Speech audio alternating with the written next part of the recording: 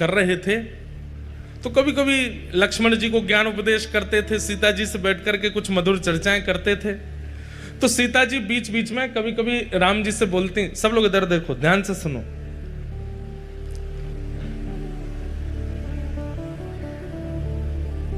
राम जी से कहती, हमने सुना है कि आप द्वापर में कृष्ण रूप धारण करोगे।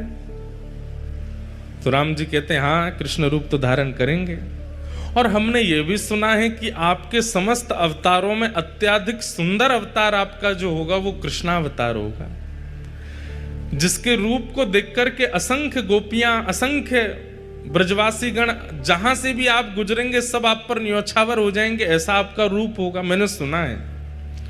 तो राम जी बोले, अब ये तो प्रभु जाने, राम जी भी कोई कम सुंदर थोड़े ही हैं। वर्णन आता है कि राम जी जब वनवास करते हैं तो वनवास करते समय वहां के संत जन, वहां के निवासी जन, उनके पास राम जी सामग्री लेने के लिए जाते हैं। वैसे तो सामग्री सब प्रस्तुत राम जी के पास हो जाती है, लेकिन कभी कभी सामग्री प्रस्तुत नहीं होती तो राम जी जाते हैं और जाकर के कहते हैं कि हमें प्रसाद सिद्ध करना है, आदि हमें ये सामग्री दे दो। तो सूखी सामग्री, पक्की सामग्री, जो भी सामग्री देते हैं। अब उस काल में कोई बड़े बड़े व्यापारी तो होते नहीं थे, सब लोग सामग्री व्यय करते थे, उसका जो धन मिलता था उससे घर चलता था। अब राम जी जब, वो तो वनवासी हैं, उन पर धन तो होता नहीं था, तो सब सामग्री लेते थे। तो सामग्री लेने वाले, अब देने वाले को क्या दें? राम जी के पास कोई मुद्राएं तो है नहीं, तो कहते हैं कि राम जी प्रेम से मुस्कुरा जाते हैं, और जैसे ही राम जी प्रसन्न मुद्रा में मुस्कुराते हैं तो जो सामग्री देने वाले होते हैं वो कहते हैं कि हमको दक्षिणा मिल गई, आप तो सामग्री ले जाओ, आप तो बस मुस्कुरा दिया करो। आप खुश हो जाते हैं, आप हंस जाते हैं, आप थोड़े प्रसन्न मुद्रा में हमको देख लेते हैं, हमको लगता है कि हमें सर्वस्व मिल गया। तो राम जी भी कोई कम सुंदर तो नहीं है, एक ही रूप है दोनों, लेकिन कृष्ण थोड़े चंचल ज्यादा है ना, इसलिए उनकी रूप माधुरी अद्भुत है। तो सीता जी बोली, द्वापर में आप कृष्णावतार धारण करेंगे और हमने सुना है कि वो कृष्ण स्वरूप बड़ा सुंदर होगा। राम जी बोले, अब कोई कम सुंदर है हम? बोले नहीं, सुंदर तो आप अभी भी बहुत हो, पर हमें लगता है कि अभी आप इतने सुंदर हो तो कृष्णावतार में और सुंदर, इससे सुंदर और क्या होगा? आप हमें दर्शन करा दीजिए ना। तो राम जी बोले, ठीक है, समय मिलेगा तो मैं दर्शन कराऊंगा। तो फिर राम जी नित्य जाते, एक गुफा में एक शिला है, और उस शिला को अपने बाण से ही ठाकुर जी छेद छेद करके अपने द्वापर में प्रकट होने वाले रूप का निर्माण कर रहे हैं, स्वयं राम जी।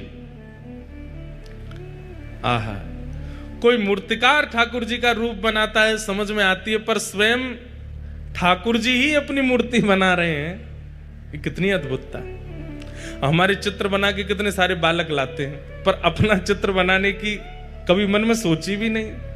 और कोई व्यक्ति अपना चित्र क्यों बनाएगा? लेकिन यहां श्री राघव जी अपना चित्र बना रहे हैं। ऐसे नेत्र हैं, ऐसे कान हैं, ऐसी नासिका है, ऐसे अधर हैं, जैसे हैं बिल्कुल वैसे बना रहे हैं, ऐसी ठोड़ी है, और बड़ी लगन के साथ अपने सर्वांगीण रूप को निर्माण कर रहे हैं, जो अभी प्रकट हुआ ही नहीं है, द्वापर में होगा। उस रूप को त्रेता में प्रकट कर रहे हैं राघव जी। किस लिए? सीता जी को दर्शन कराना है। और नित्य शाम तक निर्माण करते और फिर घास फूस से ढक करके राम जी चले जाते। सीता जी प्रश्न करके खुद ही भूल गई कि उन्होंने दर्शन की अभिलाषा की है, और वो ये सोचने लगी कि राम जी दोपहर में गायब होते हैं, रात्रि में आते हैं, जाते कहां हैं, और ये पूरा दिन करते क्या हैं। एक दिन सीता जी के मन में आई कि मैं चुप के देखूंगी ये कहां जाते हैं। पीछे पीछे जाकर के देखा तो एक विशेष गुफा में जाते हैं और शाम तक वहीं रहते हैं, फिर आते हैं। तो जैसे एक दिन राम जी सुबह स्नान ध्यान और अपने संध्या वंदन के लिए नदी तट पर गए तो सीता जी पहुंच गई उस गुफा में। और देखूं तो सही क्या है। भीतर जाके देखा तो कुछ नहीं दिखा, एक तरफ घास फूस रखी थी। सीता जी सब जगह खोज खोज के देखी तो घास जैसे ही हटाई, आहा, श्री गोपीनाथ जी ऐसे विराज रहे थे, त्रिभंग लली श्याम सुंदर। राम जी तो सदैव ऐसे रहते हैं, सीधे खड़े रहते हैं, एक हाथ में धनुष, एक हाथ में बाण और एक हाथ में धनुष, दूसरे हाथ से आशीष। यही मुद्रा। राम जी तो सदैव ऐसे रहते हैं, सीधे खड़े रहते हैं, एक हाथ में धनुष, एक हाथ में बाण और एक हाथ में धनुष, दूसरे हाथ से आशीष। यही मुद्रा रहती है राम जी की। लेकिन आज वही राघव जी जिनको सदा ऐसे देखा है, आज वही राम जी मानो ऐसे दोनों भुजा करके और वंशी धारण करके और बिल्कुल कमर भी टेढ़ी है, मुख भी टेढ़ा है, पाम भी ऐसे, रूप देख करके सीता जी तो मोहित हो गई। बार बार मन में इच्छा होने लगी कि आलिंगन कर लूं मैं इनका, इतने सुंदर। मन में ऐसी भावना आने लगी कि ये यहां पर घास फूस में ढके बैठे हैं, इन्होंने पता नहीं भोजन भी किया होगा कि नहीं, इन्होंने जल भी पान किया होगा कि नहीं। सीता जी तुरंत दौड़ करके गई, पत्तों के दोना बनाए और उन दोनों में कुछ फल अमनिया करके, एक पात्र में जल लेकर के, कुछ पुष्पों के हार बना करके और सुंदर सब सामग्री लेकर के आई। आकर के श्री गोपीनाथ जी को तिलक किया, सुंदर पत्रावली का श्रृंगार कर दिया, गले में माला पहना दी, सर्वांगीण अंग में चंदन अर्पित करने के बाद में भोग पधरा दिया और भोग पधराने के बाद में आरती कर दी। इतने में समय हो गया राम जी के आने का। राम जी जैसे ही आए, आकर के देखा कि यहां तो सीता जी नाच रही हैं मगन होकर के गोपीनाथ जी के आगे। राम जी बोले, देवी ये आपने क्या कर दिया? अरे ये देखो कितने सुंदर हैं, हमें तो आपने सारे तीर्थों में सब स्थान देवताओं के दर्शन कराए, इन देवता का दर्शन क्यों नहीं कराया हमको? ये बेचारे घास फूस में ढके रखे थे, हमने इनका भोग लगा दिया, माला पहना दी, चंदन पधरा दिया। राम जी बोले, देवी ये कोई स्थान देवता नहीं थे, तो आपने हमसे जिज्ञासा की थी कि द्वापर के रूप का दर्शन कराओ, तो मैं अपने हाथ से ही अपना रूप बना रहा था, ये मेरे द्वापर का स्वरूप है। सीता जी बोली, ये आपके द्वापर का स्वरूप है? बोले जी यही श्री कृष्ण है। सीता जी तो भाव विह्वल हो गए, बोले कि आप वचन दीजिए। बोले क्या?